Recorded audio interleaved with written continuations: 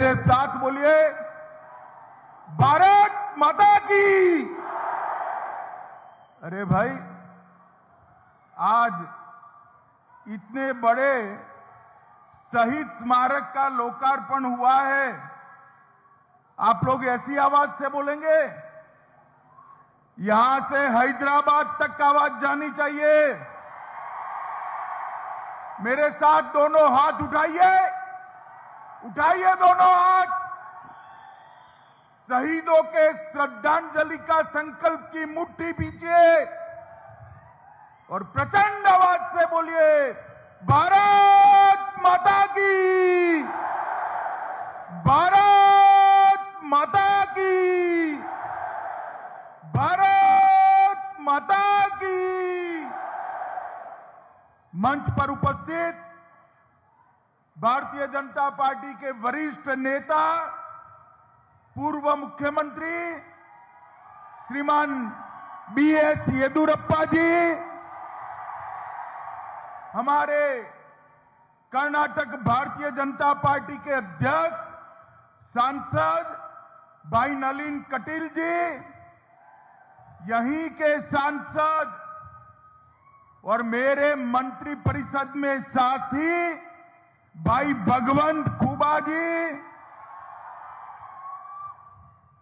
कर्नाटक राज्य सरकार में मंत्री श्रीमान प्रभु चौहान जी, आज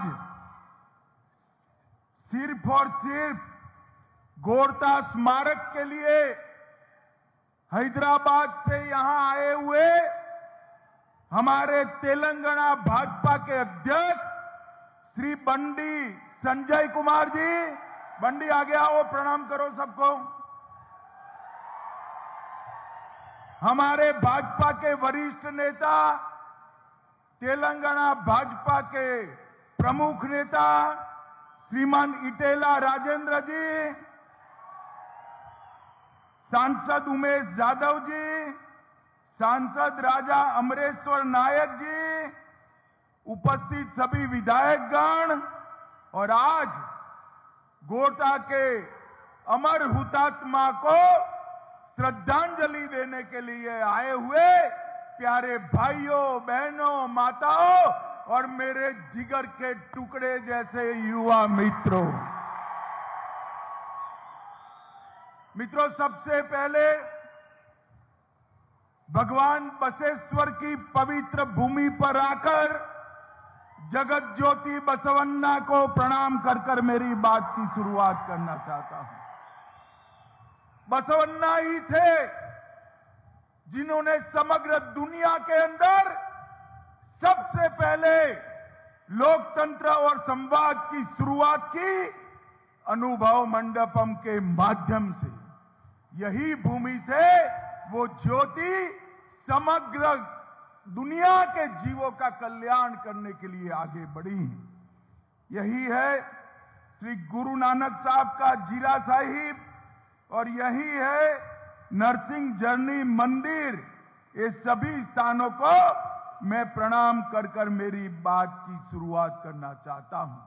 मित्रों, मेरे जैसे भावुक कार्यकर्ता के लिए आज का दिन मेरे जीवन का बहुत महत्वपूर्ण दिन है, क्योंकि यही गोरता गांव के अंदर सैकड़ों लोगों को क्रूर निजाम की सेना ने सिर्फ 2.5 फुट का तिरंगा फहराने के लिए मौत के घाट उतार दिया था। आज मैं गर्व के साथ कह रहा हूं, उसी भूमि पर कोई न छू पाए इतना बड़ा 103 फुट ऊंचा तिरंगा फहराने का काम आज यहां पर हुआ है। यही भूमि पर वो अमर हुतात्माओं का, अमर शहीदों का स्मारक भी बनाया गया है।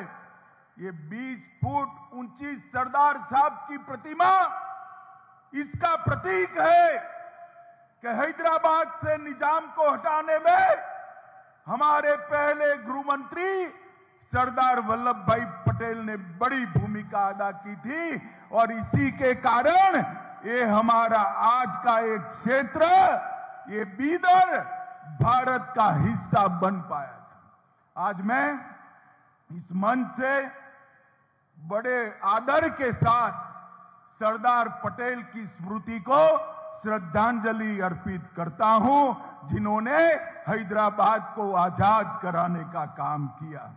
मित्रों, यहीं पर 8 साल पहले मैं आया था, भारतीय जनता पार्टी का अध्यक्ष था और मैंने यहीं पर भूमि पूजन किया था।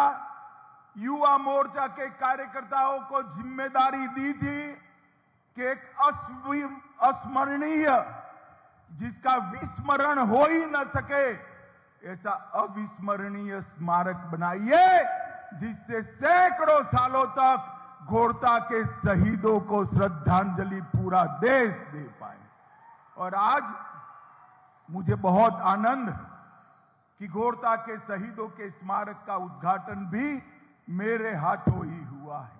मित्रों, आज मैं कहकर जाता हूं, एक बार आप पूर्ण बहुमत की भारतीय जनता पार्टी की सरकार बना दीजिए। 50 करोड़ की लागत से यहां पर बहुत बड़ा स्मृति स्थान और साउंड एंड लाइट प्रोग्राम हम बनाएंगे, जिससे न केवल कर्नाटक, देश भर से आने वाले यात्रियों को एक घोरता के महान शहीदों की गाथा सुनाई जा सके। ये स्मारक तो भारतीय जनता पार्टी के कार्यकर्ताओं ने बनाया है, मगर चुनाव के बाद भारतीय जनता पार्टी की नई चुनी हुई सरकार 50 करोड़ रुपए की लागत से यहां बहुत बड़ा स्मारक बनाएगी। मित्रों, 9 मई 1948 पूरा देश आजाद हो चुका था, मगर क्रूर निजाम के पंजे से हमारा ये बीदर क्षेत्र और पूरा हैदराबाद और मराठावाड़ आजाद नहीं हुआ था। ये तेलंगाना की सरकार आज भी हैदराबाद विमोचन दिन, हैदराबाद मुक्ति दिन मनाने में संकोच कर रही है, मगर हमने मोदी जी के नेतृत्व में तय किया है कि हर हैदराबाद विमोचन दिन पर हम भव्य सरकारी कार्यक्रम मनाकर हैदराबाद मुक्ति का कार्यक्रम करेंगे। गत साल तेलंगाना में हुआ था, इस साल भी तेलंगाना में करेंगे और अगले साल जब स्मारक बन जाएगा 50 करोड़ रुपए से, हम एक घोरता गांव में ही वो हैदराबाद मुक्ति का कार्यक्रम करेंगे। मित्रों, 200 लोगों का शहीद स्थान, जहां के मुंशी स्वयं आए और आज वहां पर एक भव्य स्मारक देखकर मन को बड़ी शांति होती है। कांग्रेस की जो तुष्टीकरण की राजनीति रही, उसके कारण वोट बैंक की लालच में उन्होंने कभी भी आजादी के लिए, हैदराबाद मुक्ति के लिए जिन लोगों ने संग्राम किया, उनको याद नहीं किया। भगवान भला करे, सरदार पटेल की स्मृति का उनको अमर बनाए। सरदार पटेल न होते तो हैदराबाद कभी आजाद न होता, अपना बीदर भी कभी आजाद न होता। और मित्रों, भारतीय जनता पार्टी तुष्टीकरण की राजनीति में नहीं मानती। एक कांग्रेस पार्टी ने अभी कल ही हमारी भारतीय जनता पार्टी की सरकार ने तय किया कि रिजर्वेशन के अंदर हम बदलाव करेंगे।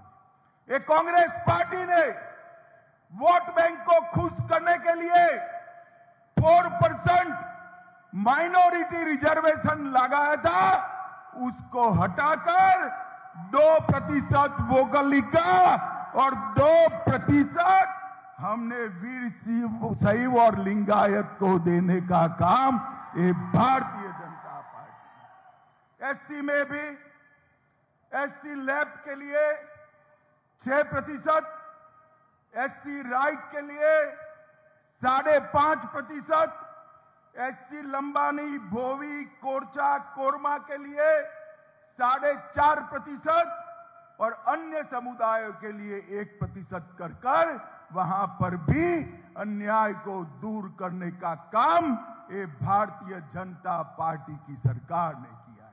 मित्रों, ये जो माइनॉरिटी को आरक्षण दिया था ना, वो संविधान सम्मत नहीं था। संविधान के अंदर धर्म के आधार पर किसी को आरक्षण देने का कोई प्रोविजन नहीं है।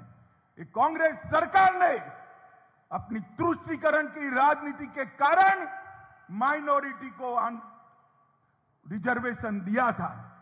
वो माइनॉरिटी का रिजर्वेशन भारतीय जनता पार्टी की सरकार ने समाप्त कर वोकलिगा और लिंगायत समाज को देकर बंधारण के स्पिरिट को लागू करने का काम किया है।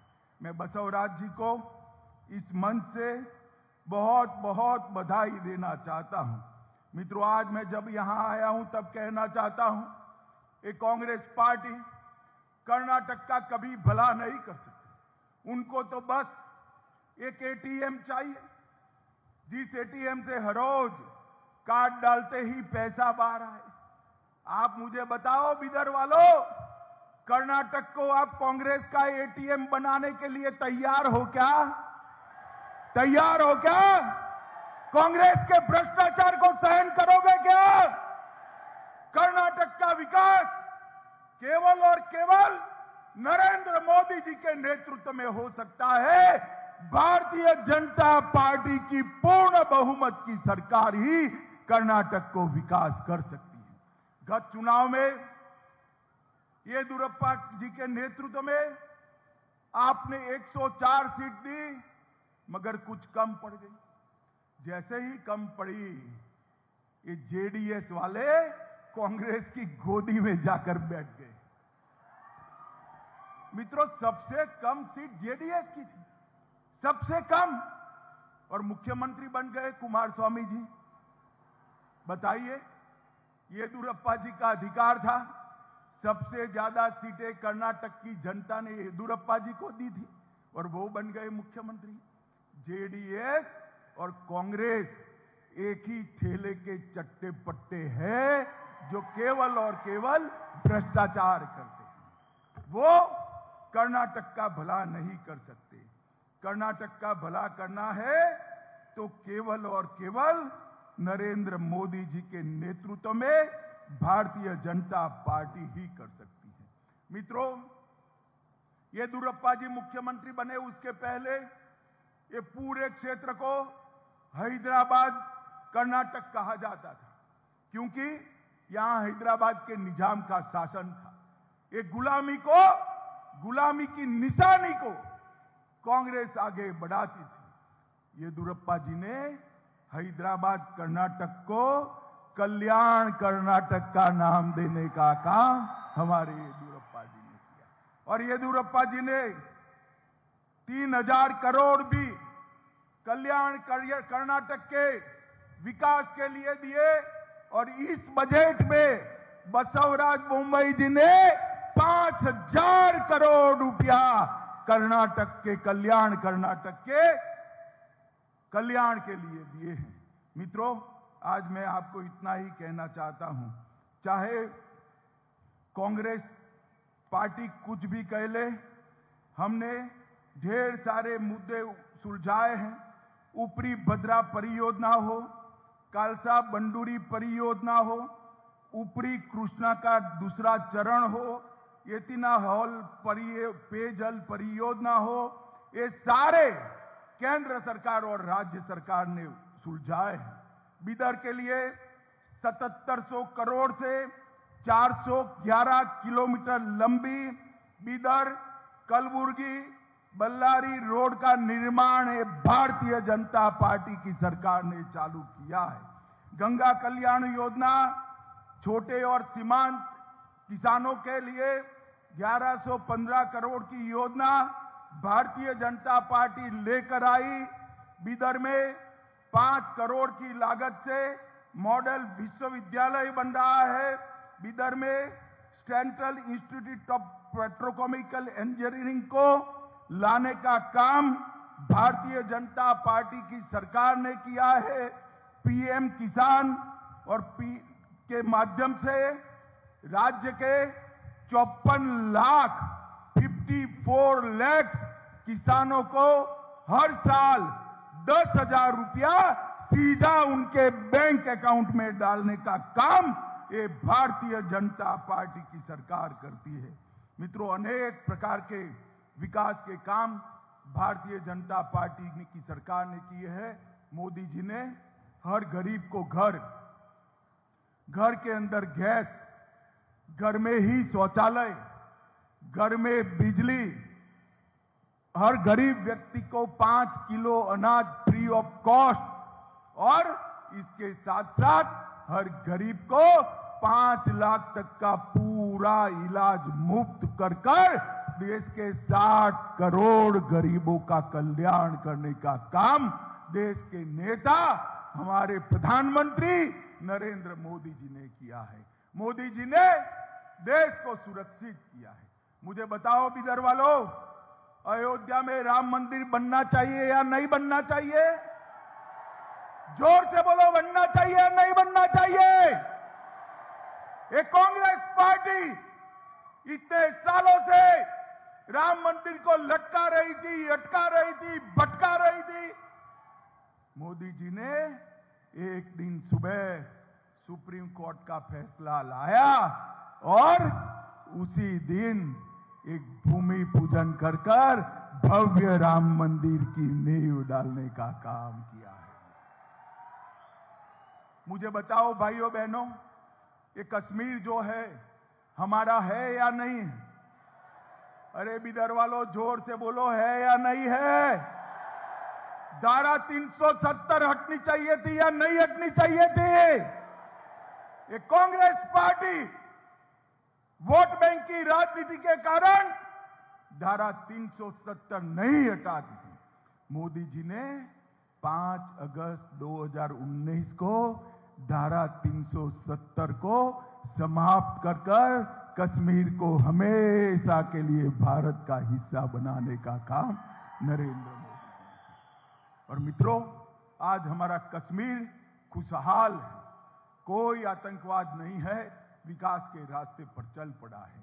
चाहे कल्याण कर्नाटक हो, चाहे मुंबई कर्नाटक हो, चाहे दक्षिण कर्नाटक हो, चाहे बेंगलुरु हो, कर्नाटक के संतुलित विकास के लिए केवल और केवल भारतीय जनता पार्टी को वोट देना है। मित्रों, आज मैं कह कर जाता हूं, मैं गोरटा फिर से आऊंगा 1.5 साल के बाद और एक भव्य स्मारक जो राज्य सरकार 50 करोड़ की लागत से बनाने वाली है, इसका उद्घाटन करने के लिए फिर से आपको मिलने आऊंगा। आप लोग बताइए, भारतीय जनता पार्टी को वोट देंगे क्या? सुनाई नहीं पड़ता है, हाथ उठाकर बताइए, देंगे? कमल के निशान पर बटन दबाएंगे? मोदी जी के हाथ मजबूत करेंगे? तो मेरे साथ दोनों हाथ उठाओ दोनों हाथ, विजय के संकल्प का मुट्ठी बींचिए और प्रचंड आवाज से बोलिए, भारत माता की, भारत माता की, वंदे वंदे।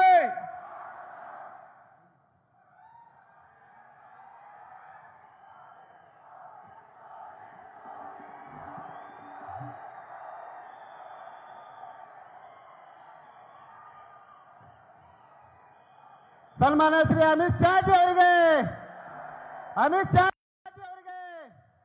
ಧನ್ಯವಾದಗಳು. ಶ್ರೀಮಾನ್ ಅಮಿತ್ ಶಾ ಜಿ ಅವರಿಗೆ ಈ ಒಂದು ಸ್ಮಾರಕ ಉದ್ಘಾಟನಾ ಕಾರ್ಯಕ್ರಮದಲ್ಲಿ